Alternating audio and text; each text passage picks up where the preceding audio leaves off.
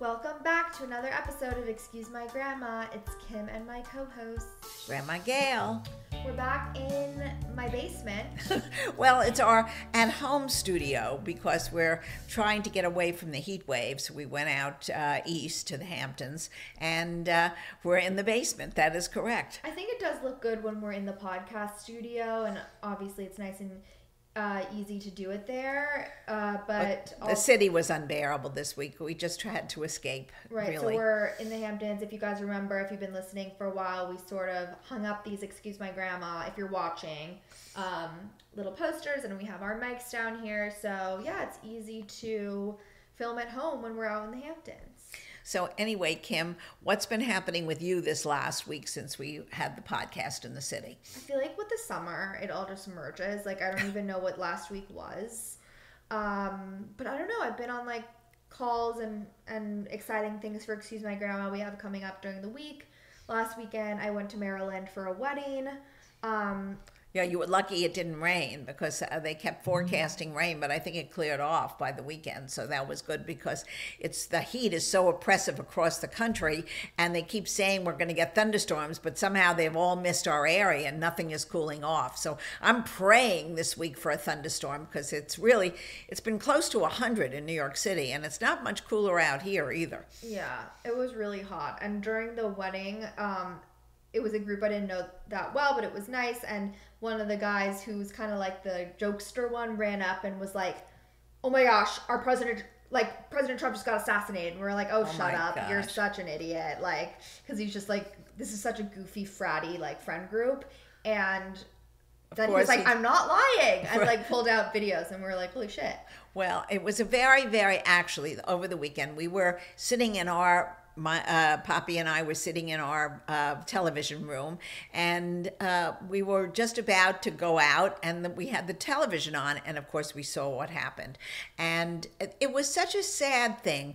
I think everybody was just taken back, and I think we have to talk about that, about civility and language and what's been affecting society, because I think a lot of this, I don't know where this young man, this fellow who's 20 years old and had no really legal issues or didn't have any manifestos that he was writing or any hate things on his profile. But of course, he did like to use guns, which is something that, I don't really understand. That's not part of our culture, you and I, that we use guns. Like, I feel like that's a very Southern thing. But he was in Pennsylvania. Yeah, but I don't see that many people in Pennsylvania with guns. Well, they like to shoot. I mean, this fellow evidently went to a shooting range. But, I often think about some of these mass killings that we've seen at schools and at hotels.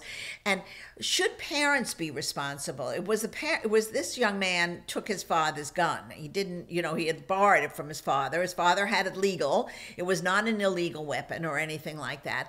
We're going to find out more and more about it as the weeks go on. But I don't think you can blame parenting. I think you have to blame gun laws.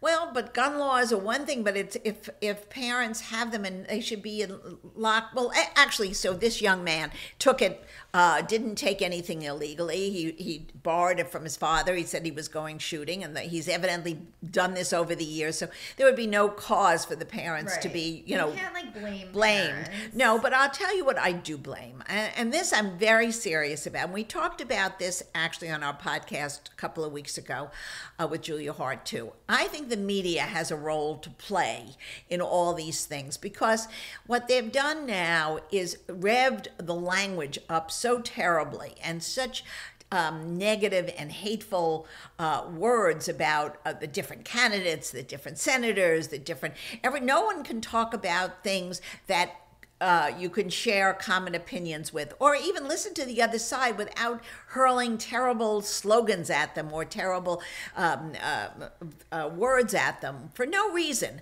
There's the lack of civility is very apparent in our society, and I really think it's affecting our young people. But I also don't want to pretend like, that came up overnight. Like, the violent rhetoric has been now used the last two elections, I would say. Oh, at least. No, it came up even when President Reagan in the 80s was president, there was fighting and discussions. There's always been fighting in politics, but at the end of the weekend, the different people would shake hands and go out for dinner together. Right. Now it's just like you're at two opposite ends of the pole, and I think that's terrible. I also think this just didn't help. Like, you would think, like, okay, now we're like nationalism, band together, like nobody wants to see a president or a former president assassinated, right. or like Correct. no one wants to see that. Well, He's now like, everybody's shocked. He's like sane, but yeah, like I think now you can even look at the other side where it's like, okay, somebody did this because there's so much hate around Trump, but also now that brought out almost the opposite effect of like so much hate against liberals, because even like people I know well are like now shitting on Democrats. I'm like, that's not what this is about. It shouldn't be what it's about. It should be really an exchange of ideas, and really properly exchanging ideas. You might have one idea and I might have another, and we should talk about it, and somewhere coming across in the middle. See, there's no middle anymore. I mean, that's one of the basic problems in politics that we're having. But even more so, it's like a breakdown in,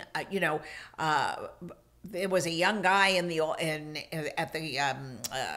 what do you call it, the outdoor The rally, thank you, Kim, who was pointing to this gunman 25 minutes before the incident took place. So there was definitely a lack of communication between the police, the Secret Service. There's going to be so many investigations in this, but that's really not our business. We don't talk about that.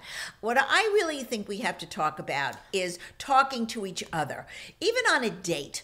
When people are texting each other, how you text each other. Do you text each other in a nice way or a cryptic way? Or do you respond, sharply to, if a date has one idea if you go on just a casual date and he comes up with an idea, is it argumentative or can you talk about it? This is so much of what I think a lot of the young people who are dating today and just starting to date have to be able to communicate to the person across the table how to, what's your opinion about, I don't know what it is, the parks or how we're going to clean up the rats in the city. It's not one way or the other way. It should be a conversation. Yeah, I don't know. I think I do see this more with your friends. Personally, with my friends, like, I've never seen someone get into a fight about any of this. You never have any bad texts on a date, on a I thing? thought you meant about politics. No, I'll forget politics. Yeah. I think we should carry this out, this conversation, into how you talk to each other just over dinner. Yeah. I mean, do you? No, of course, there's, like, hateful people out there. Right. I think... More than I've ever seen because of social media. And how do we police it on social media? That's going to be a big thing now. It's a whole other conversation, but like post October 7th, seeing like a lot of hatred in speech and whatever, like that's one thing. But when you're just talking about like the way you talk to your friends or romantic relationships in general, I think there's like negativity that comes from a few different things that we're all part of. Like one is just gossiping. Yeah.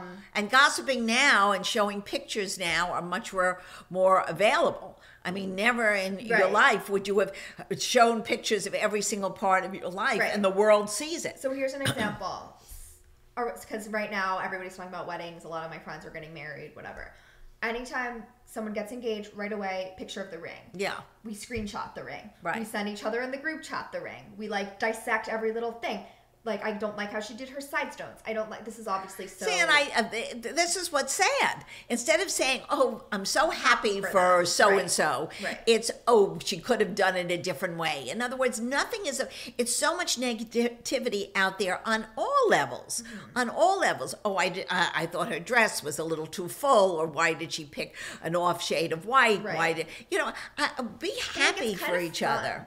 Well, it's only fun if you're not at the end that's being criticized. But it's not like they're going to find out that I'm talking shit about her wedding dress.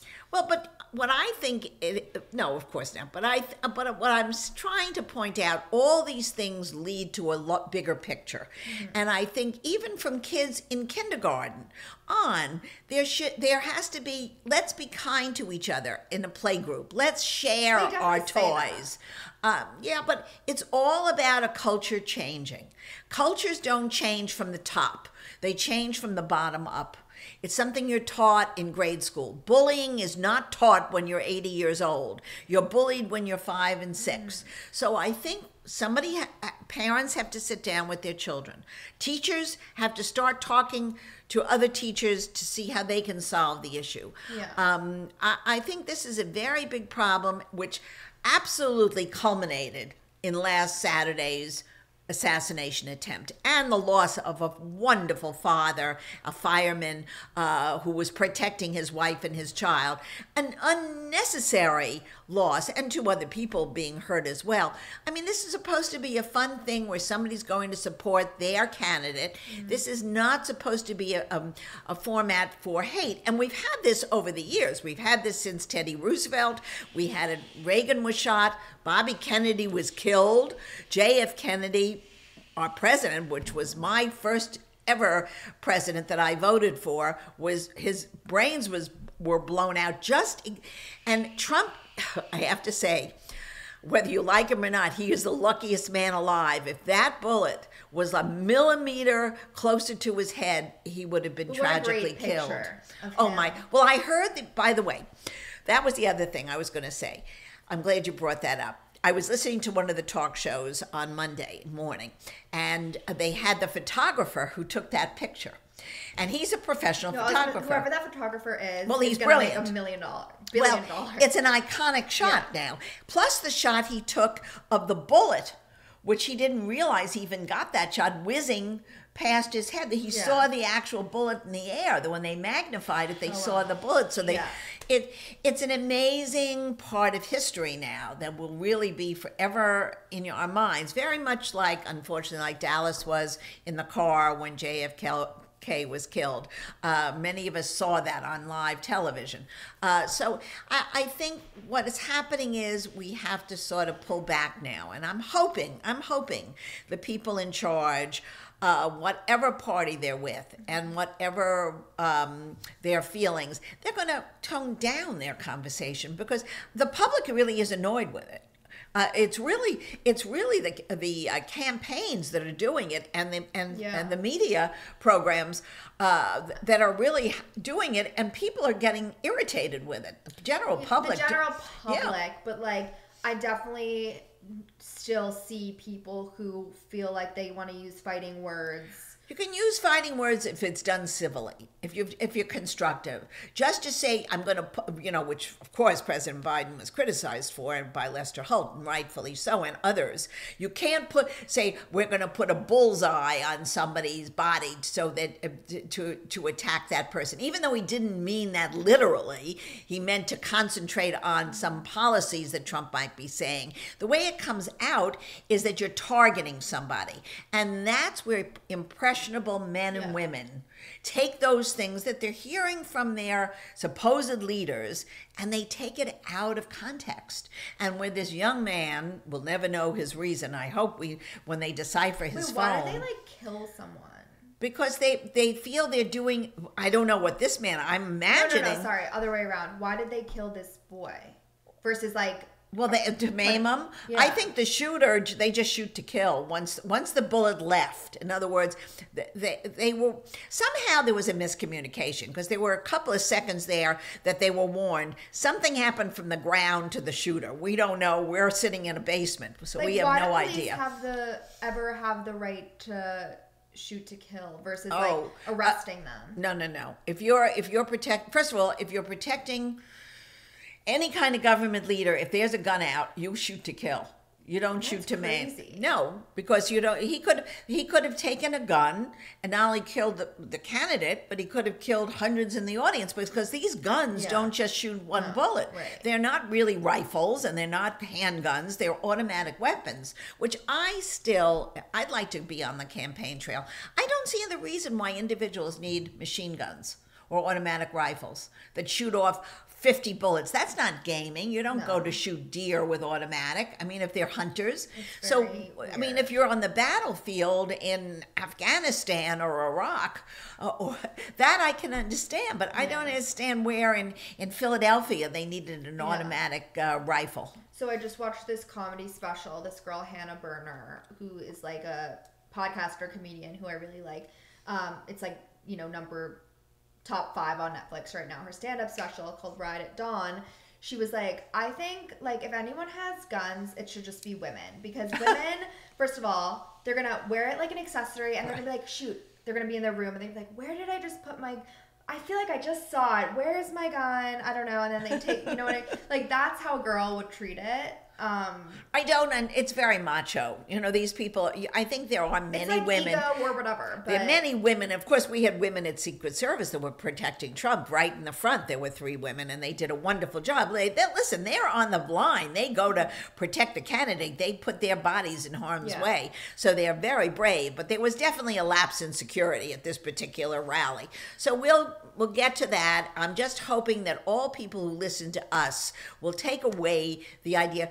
Try to be kinder to your fellow neighbor, to anyone that you come in contact with, because I think it's contagious. I think if you smile at somebody and say thank you, it's something that somebody takes in and they really try to respond in kind. If you're nasty to somebody or gruff or push them, it tends to be the same. You get shoved back. I mean, to be fair, most of the people who are doing that kind of stuff, like, it's not about them, that other person. Like, it's about something that, like, they're fighting within themselves, that they're sad or depressed or angry about. But it's contagious, Kim. It's contagious. But I'm saying, like, I think those people, rather than just saying, like, so be nice to everyone, like, maybe see a therapist or talk to someone or, like, confront whatever the real issue is, because... Yes, in a perfect world, you're exactly right. You're exactly right. You need help, but most people don't go to therapists at the touch, and they can't afford it. So all we're saying is think it through. Instead of saying a nasty word, try to say something nice. That's all. That's my thing on the day. We're finished with that. Let's do something more fun. I'm glad we said something, because it is interesting. A lot of influencers I haven't seen say anything, which neither did we on social media. I just feel like it's not our typical content, but on the podcast, obviously, we can get, like, deeper into these things, and it needs to be said by everybody. Actually, yeah. Anyway, we got to this because we were saying at the wedding that the guy ran over and said this to everybody, and it was crazy when we were looking at the photos and everything. And first of all, this was I think during cocktail hour, so the wedding hadn't even started yet. And I just, like, went to, like, move around, and my whole dress popped off. Oh, no. Yep. And I was like... What do you mean popped off? You mean the strap? The strap popped off, and it wasn't connected by a thing. Like, the strings just broke. Oh, this is not a pretty look. And my date I was with was like, oh, and I was like, what? And he was like, we have to step outside for a second. There was nothing holding my thing up. So I'm like, oh, my God. So we go out, and I'm thinking... What do I do? You need a safety pin or something. I need a safety pin. So I'm like, I have to find the party planner, because no one else is going to have a safety pin. Right. So I found one. Luckily, sometimes you can't tell the difference. Like, a wedding I went to the other day, like, the party planners looked like wedding guests. Right. They were like, but sometimes they have a clipboard. So this one, they were in black, had a little headpiece. Okay. So like, you are the party planner. So I went up to them and I was like, you need to desperately help me. I could have gone back to the hotel, but it was like 15 minutes Uber. And so she was like, okay, I got you. I have safety pins in my car. Okay, perfect. So we, like, first of all, as this is happening, we went into a back room. That's when the bride comes out for the first time. So you missed the whole thing? No. She comes out to me doing this. Oh. That's the first thing she sees after she gets married. And I'm like, I don't even know this girl. So I'm like, oh, okay. So then we excuse ourselves. She pinned... The bride pinned you? No, oh my God, no. The party planner? This is so lovely. She honestly would have. She spent like an hour talking to me when she really didn't need to. You're the girl whose boob fell out of her dress. Look, you can kind of see. Oh, that's all right. Right. So that's terrible. I know. So well, did you take it? Did you take it to your cleaner and have them? I haven't even been home. Oh, all right. Okay.